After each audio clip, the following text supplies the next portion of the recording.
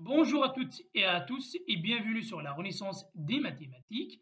Aujourd'hui, nous allons poursuivre notre résolution d'un exercice présenté dans l'une des vidéos précédentes qui porte sur les espaces vectoriels. Plus précisément, nous allons démontrer les deux propriétés restantes. Donc, je ne vais pas tarder pour vous rappeler l'énoncé de ces deux propriétés.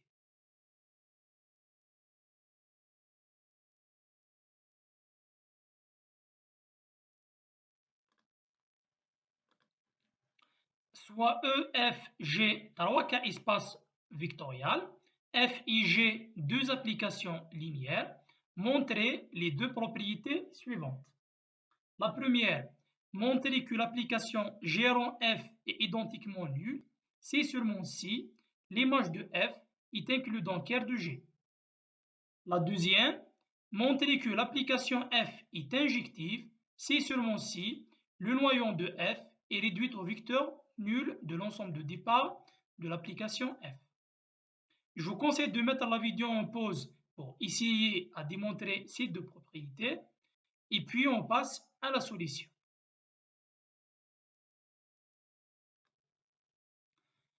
Alors, tout d'abord, je vous rappelle l'énoncé de la première propriété.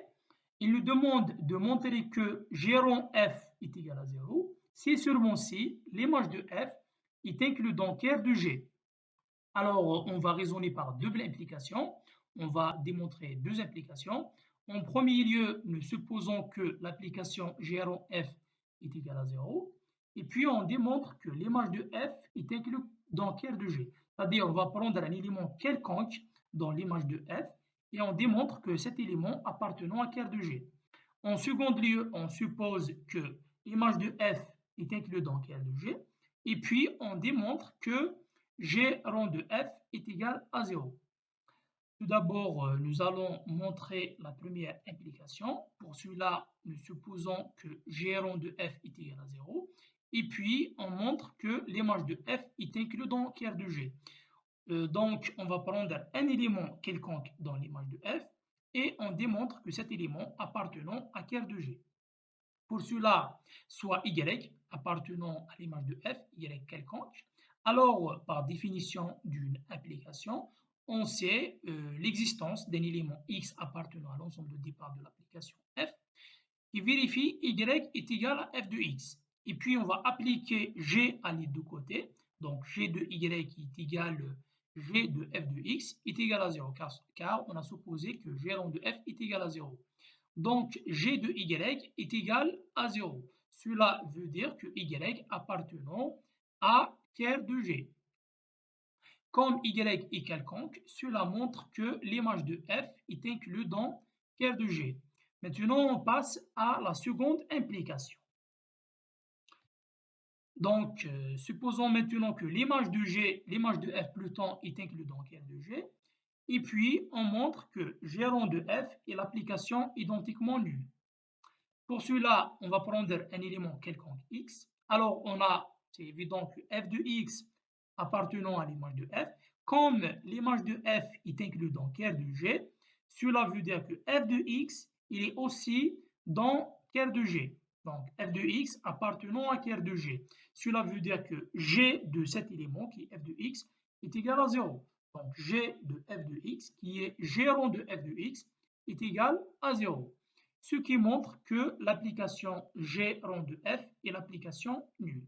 Maintenant, on va passer à la deuxième propriété.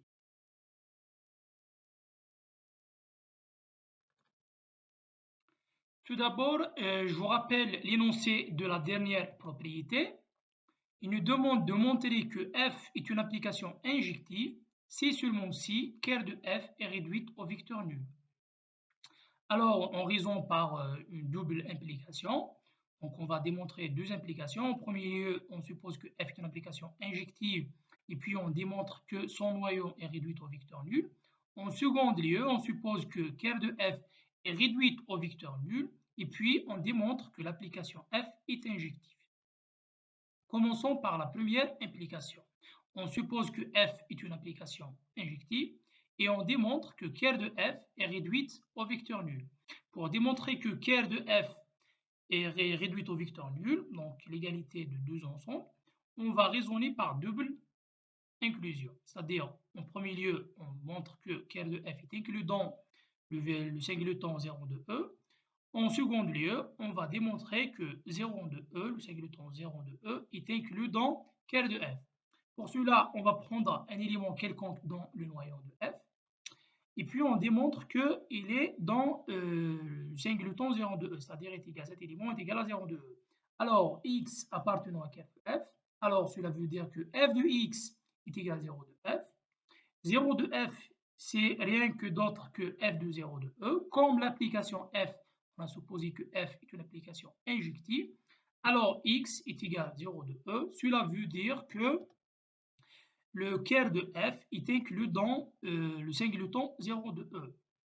D'autre part, 0 de E il est clairement dans le noyau de f, car f de 0 de E est égal à 0 de f. Cela veut dire que le singleton 0 de E est inclus dans ker de f. D'où on a démontré l'égalité de ces deux ensembles. En combinant ces deux propriétés, nous avons ker de f est réduite au vecteur nul. Maintenant, on passe à la dernière implication, qui est la seconde. C'est-à-dire, on suppose cette fois-ci que ker de f est réduite au vecteur nul, et puis on démontre que f est une application injective. On démontre que si f de x est égal à f de y pour tout x, y, alors x est égal à y. Voilà, supposons que f de x est égal à f de y. Voilà. Cela veut dire, donc on ramène f de y à l'autre côté, on obtient f de x moins f de y est égal à 0 de f. Le fait que f est une application linéaire, c'est-à-dire on peut combiner x, y avec l'application f, c'est-à-dire f de x moins f de y, c'est f de x moins y, qui est égal à 0 de f.